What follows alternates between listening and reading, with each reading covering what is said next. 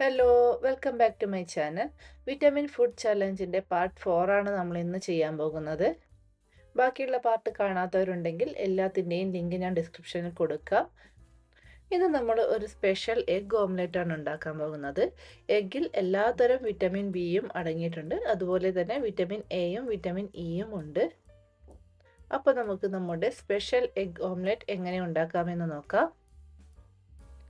അപ്പോൾ ഓംലെറ്റ് ഉണ്ടാക്കാനായി ഒരു പാത്രത്തിലേക്ക് ഒരു സവാള ഇതുപോലെ ചെറുതായി അരിഞ്ഞത് ഇട്ട് കൊടുത്തിട്ടുണ്ട്. ഇനി ഇതിലേക്ക് ഒരു പച്ചമുളക് ചെറുതായി അരിഞ്ഞത് ചേർത്ത് കൊടുക്കാം. ആവശ്യത്തിന് ഉപ്പും ചേർത്ത് കൊടുത്തിട്ടുണ്ട്. ഇനി ഇതിലേക്ക് നമുക്ക് 3 മുട്ട പൊട്ടിച്ചൊഴിക്കാം.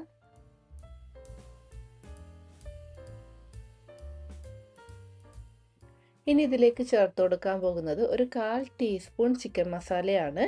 എന്നിട്ട് നമുക്കിത് നന്നായിട്ടൊന്ന് ബീറ്റ് ചെയ്തെടുക്കാം.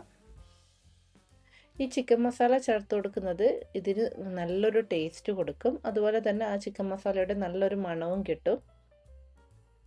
ഇനി ഇത് നമുക്കൊന്ന് ഉണ്ടാക്കിയെടുക്കാം. അതിനായി ഇതുപോലൊരു നോൺ സ്റ്റിക്ക് തവ അടുപ്പത്ത് വെച്ച് ചൂടാകുമ്പോൾ അതിലേക്ക് കുറച്ച് എണ്ണ പുരട്ടി കൊടുക്കുന്നുണ്ട്.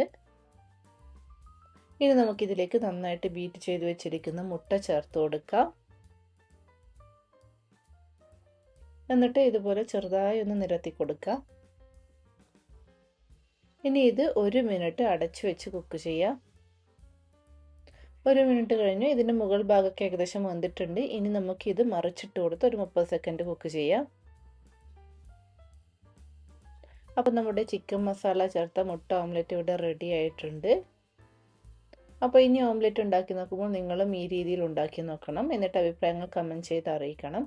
വീണ്ടും പുതിയ റെസിപ്പിയുമായി അടുത്ത വീഡിയോയിൽ കാണാം. അതുവരേക്കും ബൈ ബൈ.